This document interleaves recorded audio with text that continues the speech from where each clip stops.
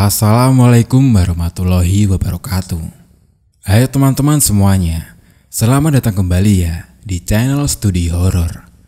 Studi Horor kali ini akan menceritakan tentang sebuah kisah jajan racun. Cerita misteri kali ini bersumber dari @cerita sisi kanan. Lalu bagaimana kengerian dari kisah kali ini? Mari kita simak kisah ini bersama-sama. Jajan racun. Jangan kalian makan makanan itu, atau semuanya akan tunduk pada wanita itu. Berdasarkan kisah nyata, satu kotak makanan berisi es pisang hijau, ayam goreng, dan ati ampela goreng diletakkan di meja makan. Aku mendengarkan obrolan Bu Mia sambil ditemani anak laki-lakinya, Mas Warso. Tampak tatapan bahagia dari Mas Warso. Aku pun ikut bahagia. Mas Warso sudah kuanggap seperti kakak sendiri. Pernikahan Mas Warso pun full saya support dan saya turut berbahagia. Beberapa hari setelah Bu Mia dan Mas Warso bertamu ke rumah, saya diajak Mas Warso untuk nongkrong. Saya pun dikenalkan oleh calon Mas Warso. Nah, di belakang Mas Warso dan calonnya ini ada sesuatu yang aneh. Saya sih nggak risih, karena saya sudah tahu itu apa. Malah, saya dari tadi celingak-celinguk nyari budak. Yah, benar. Posisi kami ada di Gresik, Jawa Timur. Saya kalau ke suatu kota suka nyobain kulinernya yang halal ya. Dan saya kalau ke Gresik suka makan budak. Biasanya dijual di pinggir jalan. Kalau yang ukuran kecil habis 3 kenyang nih. Saya nggak ngeh kalau energi level Mas Warso sudah rendah. Saya malah beli budak pandan, coklat dan original. Lalu saya makan bareng kawan-kawan. Nah, Mas Warso tiba-tiba nunduk dan perlahan kepalanya menyentuh meja makan. Mas, jenengan capek ta? Kalau capek, laporan di Pemprov biar saya bantu ketik. Nanti hitungannya biar dikerjakan Bang Wahyu, kataku sambil menepuk bahu Mas Warso. Namun Mas Warso masih tidak merespon. Aku pun memanggil dan menepuk pundaknya lagi. Mas Warso, pusing tak Mas? Tanyaku. Lalu aku usah perlahan area bahu Mas Warso sambil membaca doa. Lalu Mas Warso perlahan mulai membuka lagi matanya yang basah seperti habis menangis. Aku pun sudah kode Amira tadi untuk bantu Mas Warso jikalau terjadi apa-apa. Bagaimanapun juga, penanganan medis diperlukan ketika ada yang tidak beres. Tapi pas saya cek, Mas Warso tadi tidak pingsan, hanya lemas dan tertunduk saja. Jadi aman. Aku pun tanya Mas Warso, kenapa Mas? Kok badannya lemes dan matanya berair? Iya nih, kurang istirahat, jawab beliau sekenanya. Aku yang belum paham betul tentang kejadian ini pun, aku pun bilang, iya Mas, silakan pulang istirahat. Kalau ada yang ganjel, chat via WA atau line aja ya. Mbak calon istri Mas Warso, sebut saja namanya Maris. Malah pelongo-pelongo doang, lihat pasangannya lemas. Aku sama yang lainnya udah khawatir. Lah, nih orang satu masih enteng aja. Mbak Riz, Mas Warsonya lagi gak enak badan nih. Kuantar pulang ya, kataku. Iya dek, silakan. Aku boleh sekalian nganterin gak? Tanya Mbak Maris. Jangan Mbak di sini aja. Selesain masalah Mbak dulu sama mantan Mbak, jawabku. Semua orang di sana pun kaget. Bersamaan dengan aku ngomong seperti itu, lalu terdengarlah suara.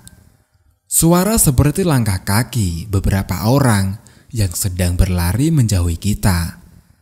Lalu disusul dengan suara samar-samar yang bilang, "Ojo rabi karo iki," yang artinya, jangan menikah dengan anak ini. Aku pun pulang saja sambil menuntun Mas Warso menuju sedan BMW putih miliknya. Aku yang baru bisa nyetir, nekat aja nyalain mobilnya. Untung Adoy mengetuk pintu mobil. Akhirnya aku dan Adoy mengantarkan Mas Warso untuk pulang. Awalnya masih dikotakan agak ramai gitu. Adoy dulu yang nyetir. Nah, pas sampai di pinggiran kota, gantian saya yang nyetir.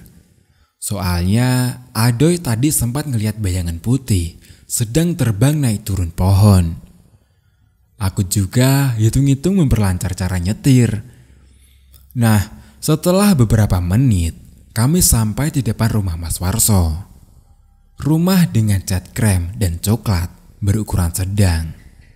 Aku pun langsung membuka pintu gerbang. Tiba-tiba, gerbang yang tadinya enteng jadi super berat. Langsung, aku pun menunduk dan mengecek laker ban, rel atau jalur, dan apapun yang menghalangi. Tapi tidak aku temukan satu apapun. Malah pagarnya bergetar seperti ada yang gerakin. Suara pagar yang bergetar itu membuat Adoy agak ketakutan.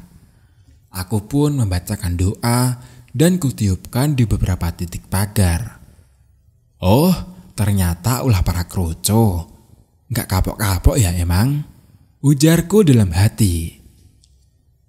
Mas Warso pun akhirnya masuk ke dalam rumah. Aku pun menunggu di luar. Sementara Adoy memarkirkan mobil Mas Warso. Kami pun segera menutup pintu gerbang Mas Warso dan kami masuk ke rumah Mas Warso.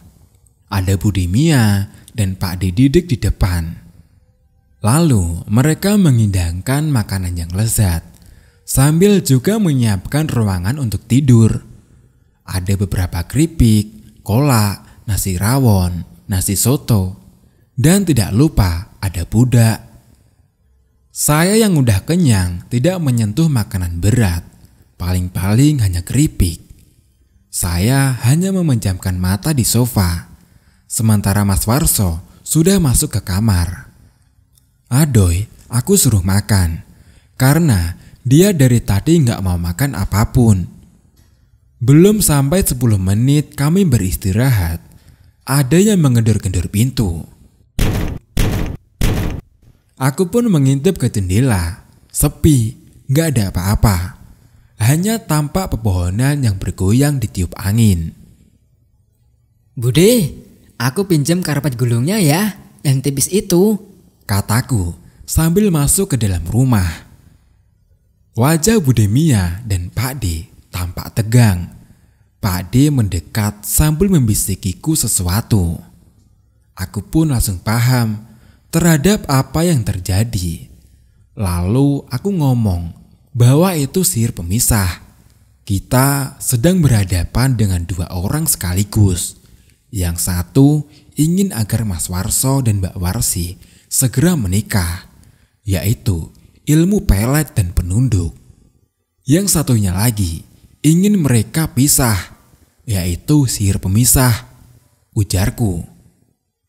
"Terus gimana?" tanya Pak D Didik. "Saya sementara tidur di luar ya Pak D, besok saya kabari," ujarku. Aku pun segera keluar dan gak langsung tidur, tapi ngaji. Sampai sekitar jam 1 baru aku tidur. Besoknya kami pamit pulang. Kami pun naik ojek sampai pemberhentian bis. Aku berpikir ini sudah selesai. Pas lamaran dan resepsi aku datang.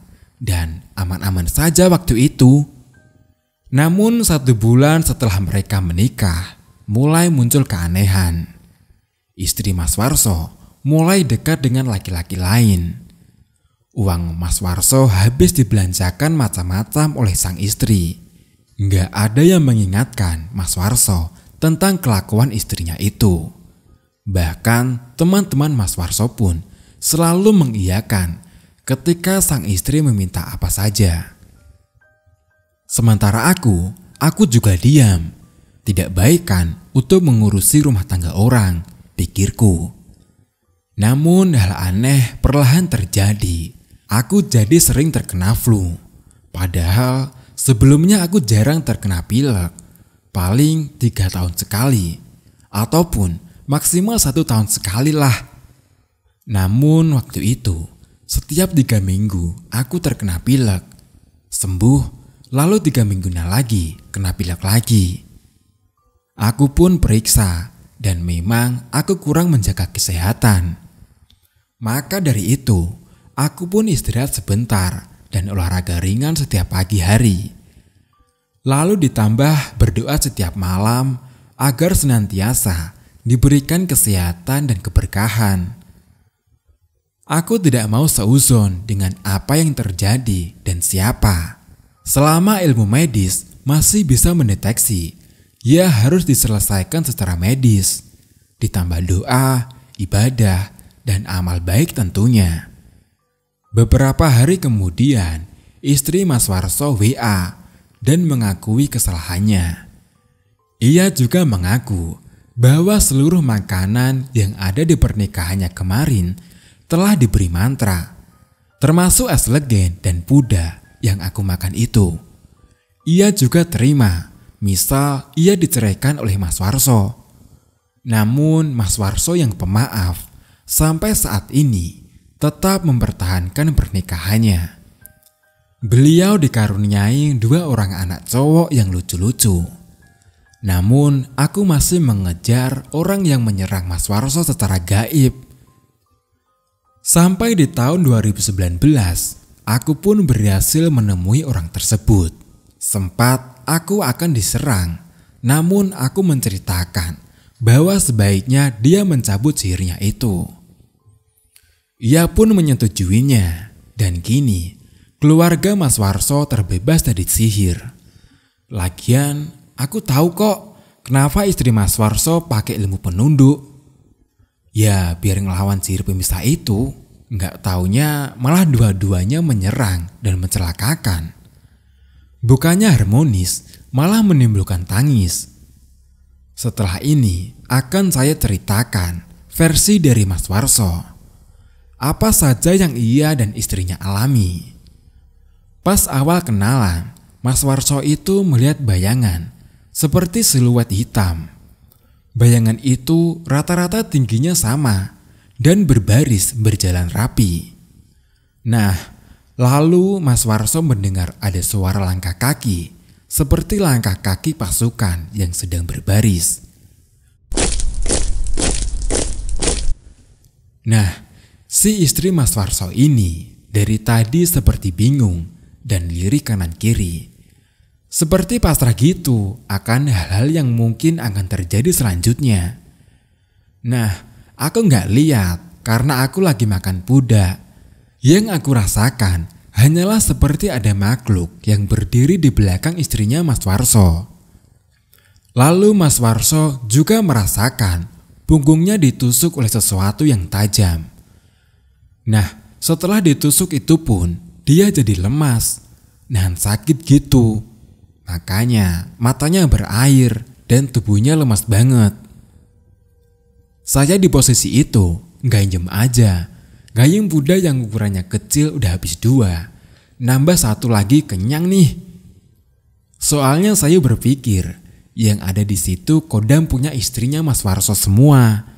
Pas Ado nyetir mobil dan ngaku lihat kuntilanak terbang di sekitar pohon itu. Mas Warso itu juga ngeliat. Nah, Mas Warso ini lihatnya nggak cuma 1 saja, namun ada beberapa kunti. Ada yang kayaknya putih, ada yang lusuh, ada juga yang dipenuhi bercak darah. Nah, 1 kunti ini ada yang agak serem, bola matanya keluar, tapi masih nempel di wajah. Otot-otot mata pun terlihat masih menempel di mata si kunti itu. Mas Warso lemes lagi tuh. Biar nggak ketakutan, ia pun akhirnya tidur aja. Pas aku yang nyetir, Barulah si Kunti itu pergi. Pas sampai di rumah, Mas Warso langsung tidur kan? Sementara aku dan Adoy di ruang depan. Aku kan makan keripik, Adoy makan nasi dengan lauk yang sudah disediakan. Mas Warso itu dengar suara orang jalan di genteng.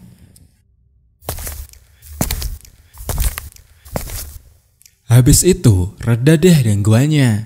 Soalnya pas saya bawa karpet dan ngaji sebentar di teras rumah, Mas Warso tiba-tiba bilang, Gangguannya hilang?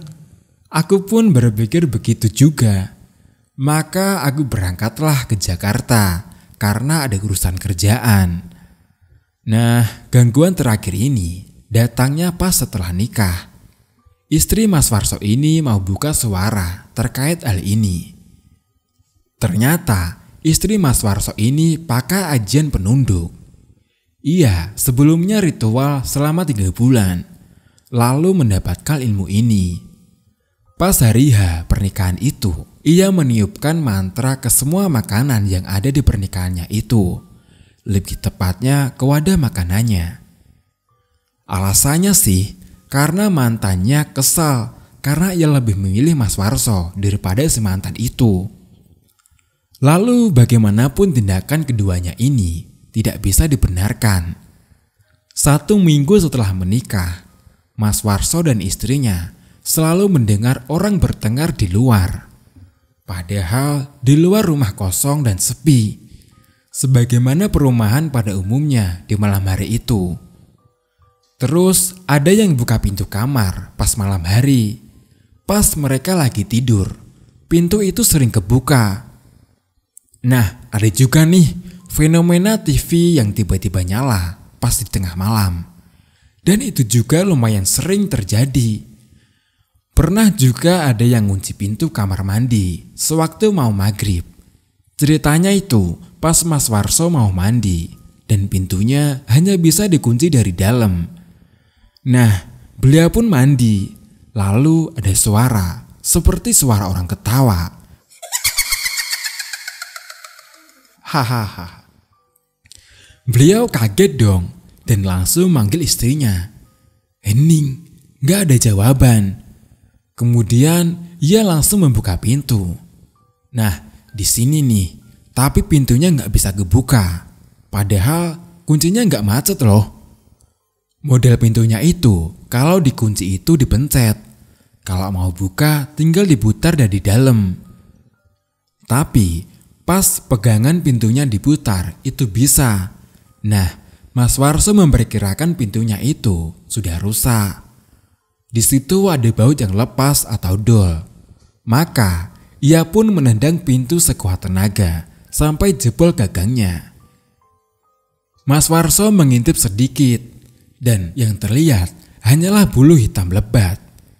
Siapa itu? Bentak Mas Warso. Lalu sosok itu tiba-tiba menghilang dan yang kelihatan adalah ruang belakang. Sebagaimana normalnya, lalu Mas Warso membuka pintu dan dengan mudahnya pintu terbuka. Dan terakhir pas Mas Warso mau tidur, dia dipanggil oleh istrinya yang dari arah kamar yang gelap. Tangannya nampak melambai-lambai dan memanggil nama Mas Warso. Pas lampu dinyalakan, ternyata hanya badan istrinya yang gak ada. Hanya kepala dan tangan. Makhluk itu melambaikan tangan sambil menggoyang-goyangkan kepalanya yang melayang. Mas, sini temani aku. Ujar makhluk itu sembari darah dari lehernya menetes. Langsung ngasir keluar tuh Mas Warso sambil kunci sepeda motor lalu digas kenceng. Pas di jalan itu, Mas Warso baru inget kalau istrinya itu keluar sebentar ke warung sembako di depan gang. Nah, dikira setan tadi tuh istrinya yang udah balik, padahal masih di warung. Di sini, ia langsung cerita ke istri tentang apa yang terjadi. Tubuh Mas Warso pun langsung lemas. Nah, setelah aku berhasil menetralisir atau menghilangkan sihir si mantan yang dipakai sihir pemisah itu, dan sihir si istri Mas Warso yang dipakai sihir penunduk, maka damailah kehidupan mereka berdua.